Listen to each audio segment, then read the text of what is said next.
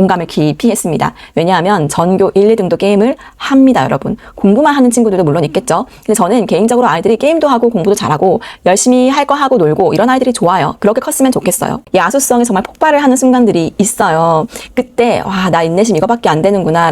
네, 안녕하세요. 오늘 말씀드릴 주제는 육아서 대신 읽어드립니다. 오늘 읽어드릴 육아서는 조선미 교수님의 현실 육아 상담소라는 책입니다. 오늘은 이 책 중에서 정말 많은 내용들이 있지만 특히나 제가 여러분께 나누고 싶었던 제가 교사의 시선으로 이거 정말 공감 간다 이런 포인트들을 몇 개 짚어서 말씀을 드려볼게요. 또 제 경험을 녹여서 학교에서 만났던 아이들의 일화도 한번 같이 이야기를 해보겠습니다. 믿고 따라가 교육 육아 책 정보는 어디 아침 쌤의 에듀체리. 네, 우선 첫 번째 주제는 훈육의 본질입니다. 훈육의 본질이 무엇이라고 생각을 하시나요? 네, 조선미 교수님께서는 이런 말씀을 하세요. 훈육의 본질은 좌절내구력을 기르는 것이다. 좌절내구력이라는 게 딱 단어에서 느낌이 오시죠? 우리 아이가 좌절을 여러 번 해도 거기에 기세가 꺾이지 않고 또 자존감을 더 증진시킬 수 있는 방향으로 나아가는 것이 결국은 훈육의 본질이다. 그러니까 훈육은 아이에게 제대로 된 행동을 하게 하는 게 아니라 그 아이가 어떤 좌절을 경험하게 하고 그 좌절을 견딜 수 있는 경험을 반복적으로 함으로써 종래에는 인생이 잘 안 풀리고 좌절을 많이 해도 실패해도 거기에 굴하지 않는 어떤 단단한 마음 근육을 기르게 하는 것이 훈육의 본질이다. 교수님께서 말씀하시는 좌절 내구력을 조금 더 정의를 해보자면 사회성이 있고 스스로 당당한 아이를 만드는 핵심 개념이라고 말씀을 하십니다. 또 영혼이 강한 아이에게 필요한 것이 바로 좌절 내구력이다. 그 말을 반대로 돌려보면 좌절 내구력이 없는 아이들은 영혼이 조금 유약할 수 있다. 이런 말이겠죠. 그러니까 우리가 실패도 많이 해봐야 맷집이 생긴다. 그러니까 우리 맷집 좋은 아이들을 키우기 위해서는 훈육을 좀 잘 해야 한다. 이렇게 이야기를 해볼게요. 두 번째로 제가 되게 공감했던 포인트가 있습니다. 부모가 양보할 수 없는 게 많아질수록 힘들어진다라는 말씀을 하세요. 그러니까 이거 안 돼. 절대 안 돼. 양보할 수 없어. 너 절대 이거 안 돼. 규칙이야. 이런 거. 자잘한 규칙, 그런 규제 이런 게 많으면 많을수록 아이보다 부모 자신이 오히려 힘들어진다는 거예요. 왜 그러냐면 부모가 그 스스로 정해놓은 그 육아의 틀에 본인이 잡혀서 본인이 사로잡혀서 삶이 힘들어지고 아이와의 관계가 힘들어지고 트러블이 생기고 가정 불화가 생기고 마음도 힘들고 이렇다는 거죠. 특히나 예로 든 것이 아이의 말대꾸 문제입니다. 이런 말씀을 하세요. 진짜 공감을 했거든요. 아이들은 말대꾸와 대답의 차이를 구분하지 못한다. 그러니까 아이 입장에서는 그냥 자신의 생각을 이야기하는 대답이었는데 이게 우리가 나이 든 어른의 입장에서 봤을 땐 왜 말대꾸해? 이렇게 받아들이는 차이가 있을 뿐이지 아이가 실제로 내가 엄마 아빠의 기분을 상하게 하려고 뭔가 반항적인 태도를 일부러 보이려고 말대꾸를 한 것이 아닐 확률이 되게 높다. 아이란 본디 그런 존재이다. 아이란 본디 자기의 생각을 자유롭게 표현할 수 있는 그런 능동적인 의지가 있는 존재이다. 이런 말씀을 하십니다. 사실 이게 제가 학교에서 아이들한테도 되게 많이 했던 이야기인데요. 애들한테 이런 이야기를 합니다. 만약에 제가 혹은 다른 선생님이 뭘 해, 수행평가 뭘 해, 아니면 어떻게 이걸 해, 이렇게 지시를 했을 때 궁금하거나 의문점이 생기면 너네 반드시 질문을 해야 한다. 그러니까 선생님 이거 왜 해야 되는지 알려주세요. 이렇게 좀 나이스하게 예의 바르게 질문을 하는 것도 중요하다. 왜냐하면 사실 역으로 생각해보면 누가 너네한테 이걸 뭘 해 라고 시켰을 때 왜 해야 되는지도 모르고 그냥 하는 거면 되게 바보 같은 일이지 않느냐 이런 이야기를 했거든요. 다만 아이들한테 짚어주죠. 대신 너네가 궁금한 거 왜 해야 되는지를 이야기할 때, 의견을 이야기할 때 혹은 반대 의견을 어른들한테 이야기하고 싶을 때는 예의를 갖춰야 한다. 예를 들면 쌤 이거 왜 해요? 이렇게 말하지 않고 당연히 선생님 이거 왜 해야 하는지 알려주세요. 이렇게 그러니까 말을 조금 예쁘게 하면 듣는 사람도 기분이 좋고 선생님들도 너희에게 친절하게 이 수행평가의 의미, 또 이 과제의 의미, 여러 가지 학교 행사의 의미, 삶의 의미 이런 것들을 알려주실 것이다 라는 이야기를 한 적이 있습니다. 그래서 전 되게 이런 게 중요한 것 같아요. 질문하는 힘이 있느냐 없느냐가 주도적으로 삶을 살아갈 수 있느냐의 문제와 직결된다고 생각을 하거든요. 또 우리 아이들이 행여나 어떤 순간에는 좀 건방져 보이더라도 전 자신의 생각을 당당하게 이야기하는 편이 그렇지 못하고 입 꾹 닫고 할 말 못하는 아이들보다는 훨씬 낫다고 생각을 합니다.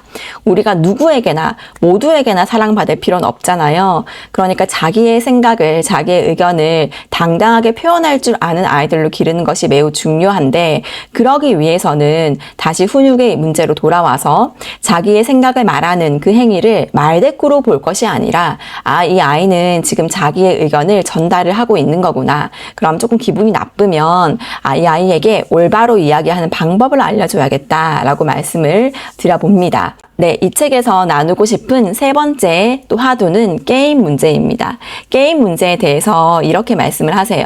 애가 게임만 하고 싶어요. 이런 상담이 왔어요. 이 조선미 교수님께서 말씀하시기를 전문가의 입장에서 보면 게임을 하느냐 안 하느냐 그 문제보다 더 중요하고 본질적인 것이 있다. 그게 뭐냐면 자기 할 일을 제대로 했는지, 규칙을 잘 지켰는지, 또 다른 친구들과 잘 어울리는지 이걸 먼저 봐야 하지 게임을 하느냐 안 하느냐는 중요한 게 아니다. 게임을 하고 안 하고는 좀 부수적인 문제다. 본질이 아니다. 이런 말씀을 하십니다. 공감을 깊이 했습니다. 왜냐하면 전교 1, 2등도 게임을 합니다, 여러분. 공부만 하는 친구들도 물론 있겠죠. 근데 저는 개인적으로 아이들이 게임도 하고 공부도 잘하고 열심히 할 거 하고 놀고 이런 아이들이 좋아요. 그렇게 컸으면 좋겠어요. 우리 아이들도요. 그래서 애들한테 확실히 할 거 하고 제대로 놀고 제대로 친구들이랑 사교 생활도 하고 그 다음 너희가 게임 하고 싶은 것도 해. 이게 맞는 거지. 게임만 하는데 생활이 망가져 있다. 이 밸런스의 문제를 봐야 된다라고 생각을 해요. 그리고 게임에 관련해서 이런 말씀도 드려봅니다.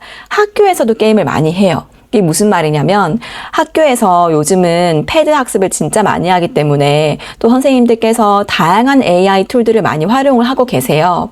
제가 지금 소속해 있는 에듀체크 교사 연구회에서도 정말 다양한 연구 활동을 통해서 어떻게 하면 수업 시간에 아이들에게 즐겁게 또 창의적이고 뭔가 흥미를 돋구는 방식으로 AI를 잘 활용할 수 있을지, 활용을 넘어서 아이에게 창작물을 만드는 경험을 할 수 있을지, 또 AI가 또 이 AI를 통해서 교과목 학습이 어떻게 효과적으로 연계될 수 있는지에 대해서 정말 많은 선생님들께서 연구를 하고 계십니다. 이때 반드시 필요한 개념이 있어요. 그게 바로 뭐냐면 게이미피케이션이라는 단어입니다. 게이미피케이션이라는 단어는 학습을 게임처럼 느끼게 하라. 뭐 이렇게 보면 될 것 같아요. 그러니까 학습의 과정에 게임적인 요소를 넣어라. 이런 거예요. 제가 얼마 전에 그 인스타그램 릴스로도 자료 나눔을 했는데 진짜 반응이 폭발적이었던 게 우리가 애들한테 책 읽으라고 하면은 절대 안 읽지만 남자애들한테 특히 게임 요소를 첨가해서 책 읽기를 이렇게 확장시킬 수가 있다. 그래서 제가 만들었던 것이 남자아이들 전용 책 읽기 보상판인데 조금 게임 요소를 넣었어요. 사실 이게 별거 없거든요. 되게 반응이 좋았어요. 이게 뭐냐면 책 읽기 경주라고 제가 이름을 붙였습니다.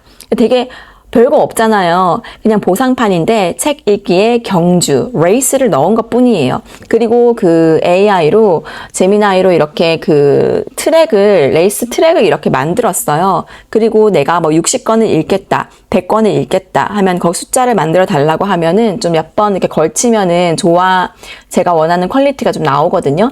근데 어쨌든 사실 스티커 책 한 권 읽을 때마다 한 권 붙인다. 이거 되게 누구나 아는 스티커 보상 원리인데 경주라는 이름 하나만 붙이고 애들한테 야 우리 책 읽고 스티커 하나 붙이자 이게 아니라 책 읽기 경주할래? 이러면 애들이 진짜 잘하거든요. 저희 집 남자아이들도 맨날 저희 집에 붙어있는 책 읽기 경주판을 들여다봅니다. 그러면서 책을 오늘은 한 권 더 읽고 하나 더 받을래요? 막 이렇게 하거든요.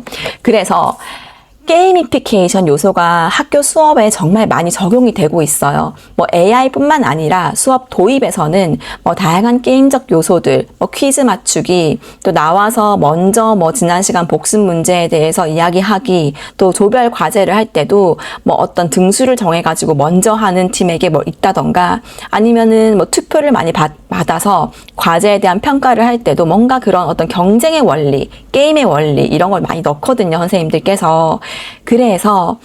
그리고 실제로 AI 그 서비스에서도 요즘은 게임 요소들이 많이 들어가 있습니다. 학습을 하고 또 그 학습을 복습을 할 때 옛날처럼 지루하게 막 이렇게 단원평가 문제 풀고 이런 게 아니라 게임처럼 만들어진 그 게임에 들어가서 문제를 푸는데 그 문제가 학습 내용인 거죠. 뭐 이런 건 되게 많아요.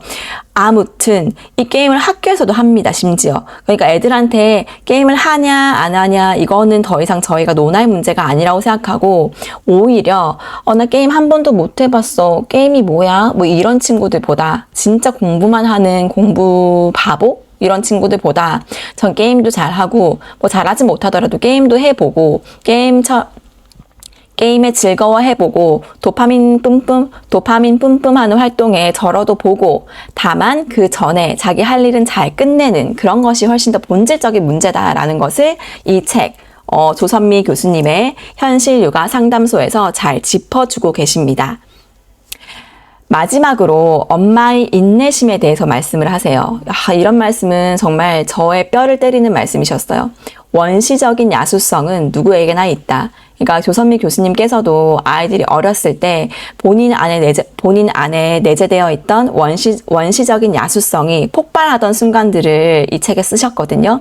그러니까 아이들이 말을 잘 안 듣잖아요. 그러면 엄마가 화가 나고 인내심이 이제 바닥이 나면 소리를 지르기도 하고 애한테 되게 말도 거칠게 하고 뭐 그런데 그게 사실 본질적인 문제다. 그러니까 내가 문제가 있어서 그런 게 아니라 우린 누구나 마음속에 원시적인 야수성을 품고 있는데 그걸 인내력을 통해서 자제를 하고 조절을 하는 거다. 그렇다면 엄마에게 제일 중요한 자질이 뭘까? 이렇게 말씀을 하십니다. 사랑보다 인내심이다. 그러니까 사랑만 많이 주는 엄마 말고 인내심이 많은 엄마가 정말 좋은 엄마다라는 정의를 간접적으로 하고 계세요. 그리고 우리가 사랑이 없어서 화를 내는 게 아니라 사실 인내심이 바닥이 난 거다. 그러니까 내가 화를 많이 내는 지금 육아를 하고 있다면 나의 인내심이 바닥이 났구나. 내 인내심을 어떻게 끌어올릴 수 있을지에 대해서 고민을 한번 해보시면 좋을 것 같다라는 말씀을 드립니다. 저 또한 깊이 공감을 해요. 저는 학교에서 아이들을 많이 가르치고 만나고 뭐 나름대로 그런 인내심을 테스트하고 훈련하는 경험들이 되게 다년간 쌓여 있지만 제 아이를 기를 때 그 인내심이 진짜 제 아이를 기를 때는 그냥 한 명의 정말 나약한 엄마로 야수성이 정말 폭발을 하는 순간들이 있어요. 그때 나 인내심 이거밖에 안 되는구나 라는 생각을 되게 많이 하고 제 스스로 되게 즉흥적이고 막 다혈질의 그런 엄마다라고 반성을 많이 하거든요. 근데 반성을 해도 다음날 똑같고 왜 이렇게 난 맨날 아이들한테 화를 내고 소리 지르고 또 뭔가 아이들한테 푸시하는 엄마일까라는 생각을 해요. 그런데 좀 이 말이 위로가 되었고 또 저의 인내심을 증진시킬 수 있는 다양한 어떤 멘탈 케어의 방법들이 무엇일지에 대해서 고민을 해보는 좋은 계기가 되었습니다.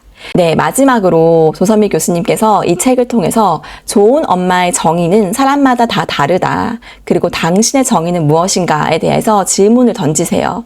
정확히 답을 내려주시진 않았어요. 그래서 제가 생각하는 좋은 엄마의 정의를 좀 적어봤거든요. 여러분들은 좋은 엄마의 정의가 무엇이라고 생각을 하시나요?